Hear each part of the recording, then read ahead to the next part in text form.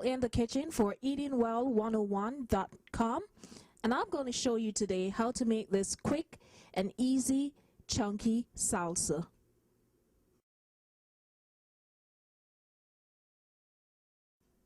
Hi, this is Camille for eatingwell101.com, and today I'm going to be in the kitchen with Mary, my friend, as we look at a quick and easy salsa dip. Now, many of you I know get the canned or the store-bought one, but I'm going to show you that this is something that is easy and tasty.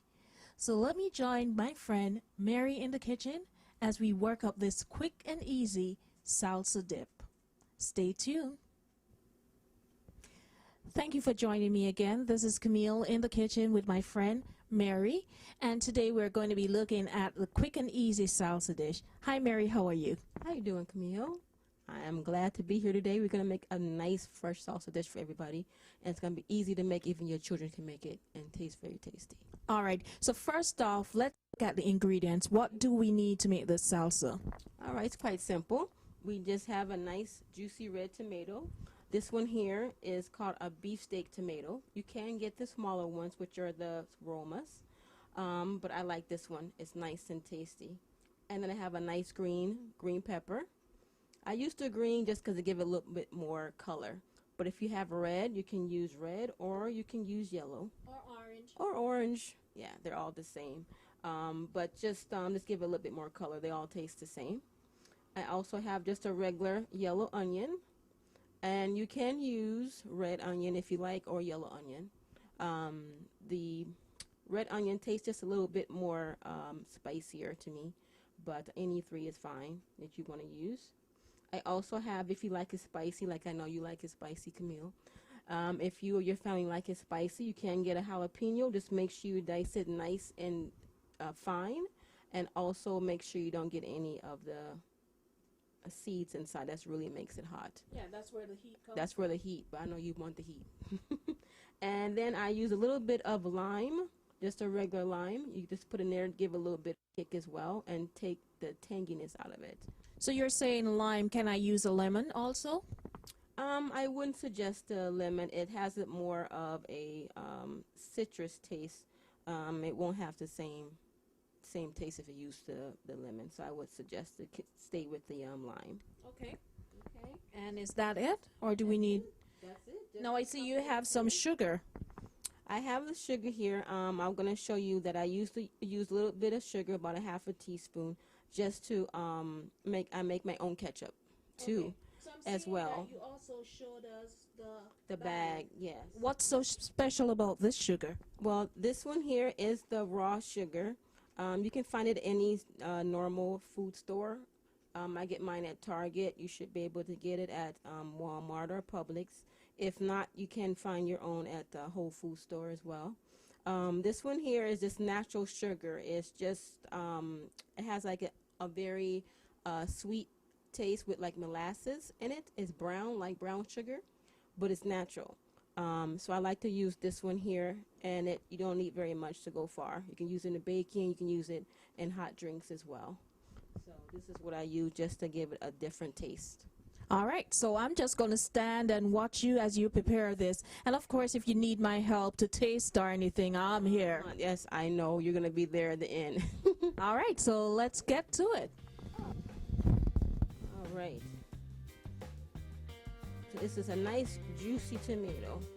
You want to make sure it's ripe. You don't want to get a tomato that's green and then it's not going to taste right. You want to make sure that it is ripe.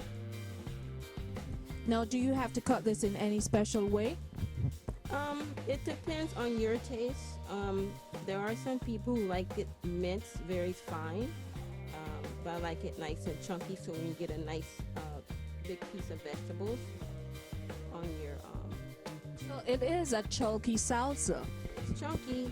That's how I like it. All right, so we're just gonna cut it up.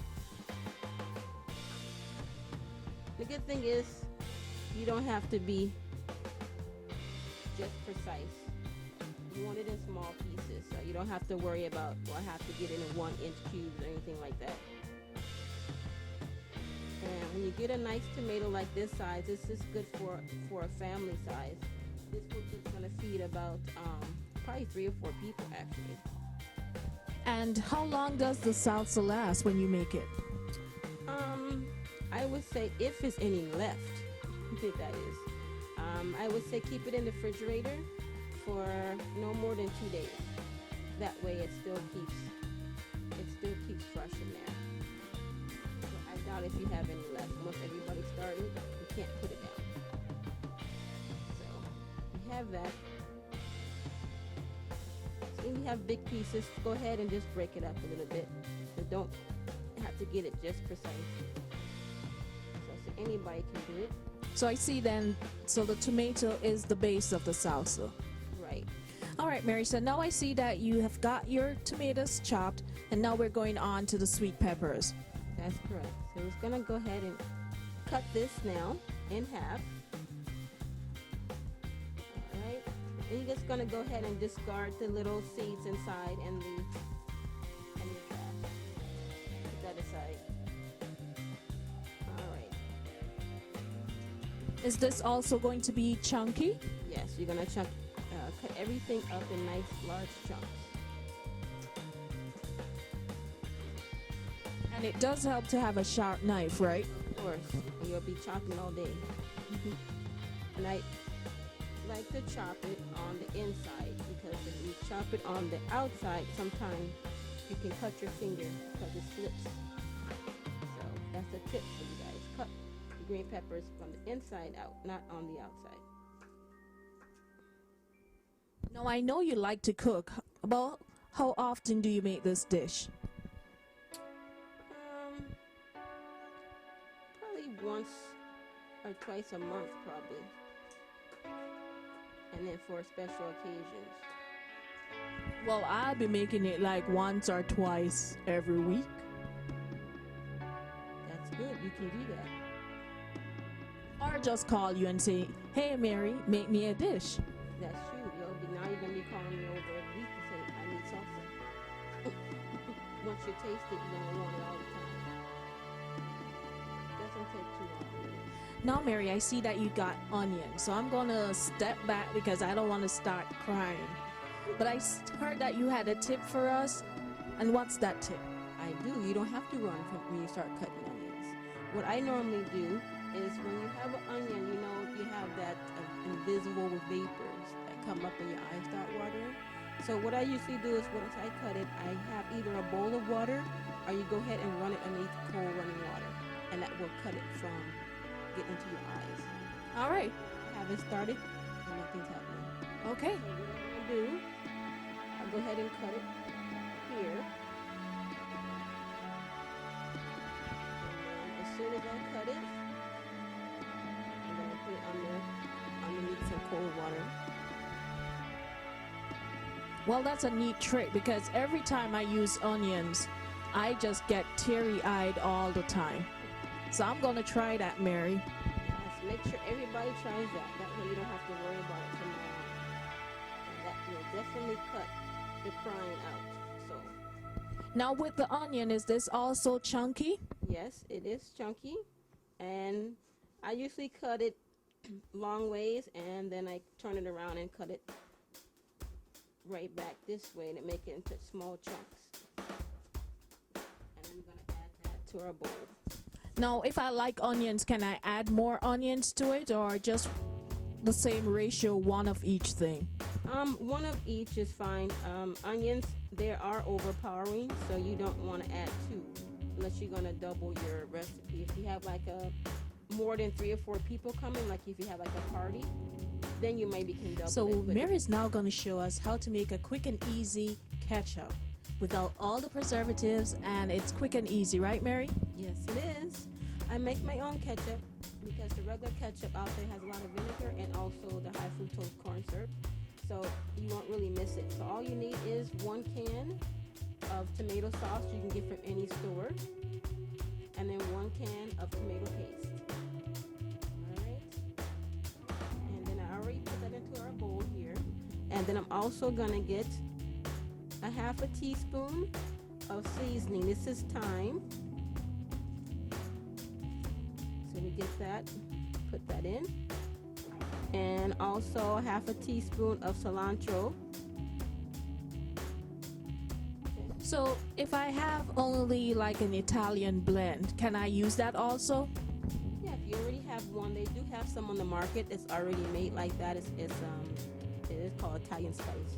And what is that well. you're adding? This here is just a seasoned salt that I have. You can use any on the market. I use the same amount, half a teaspoon. And that will give it the seasoning you need. Also, I have the sugar I spoke about earlier. It's already ready to go. Also? It is. And then here's the lime I was talking about. Basically, I just squeeze it and just go around twice around the bowl. So that's half of a lime. Yeah, half of a lime. Just enough. And we go use the other half for the salsa. All right? Let me get these out of the way. All right, and we just stir it up. And this is going to be our base for the salsa. And then we'll mix everything together. All right, now I've cut everything up now for you. And now we're going to combine everything. We're going to go ahead and add the tomatoes and the green pepper and the onion. You see how much it makes? Yeah, that's a lot. You just want every piece. All right, and then same thing. I'm gonna add the ketchup I just showed you. This is gonna be about a cup of the ketchup in here. So a cup of the ketchup, and if it's not enough for you, you always can add more afterwards. And then the same seasoning I just used for the ketchup, I use for the salsa. So that's a half teaspoon of the thyme, a half teaspoon of the cilantro, or if you have the Italian mix, you can use that. And then the sugar. And then we have the seasoned salt. And then the other part of the lime. Since we have a nice big bowl, we're going to finish the lime till there's nothing left. Get that nice kick. All right. Looking good. Now we're just going to stir it up. So you have some water also? I'll be adding water to it. Yeah, after I stir it up, we're going to put that in there, and we're just going to, depending on how you like it, some people like it more thick, some people like it more thin. So just depends what you like. I like to have it right in the middle. All right, so now that Mary's finished with this chunky salsa, there's only one thing left to do, Mary, and that's to taste it. Eat, exactly. All right. Good.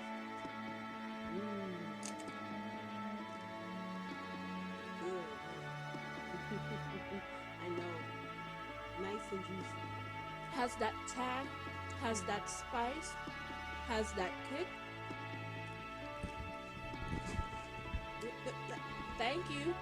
So, for another series, join me again. This is Camille for eatingwell101.com. Chunky salsa. So, Mary, thank you so much for making this quick and easy chunky salsa. I will definitely be coming back for more. I know you will. I thank you so much for having me here today, and I hope you enjoy it. You guys too. All right, guys. See you later.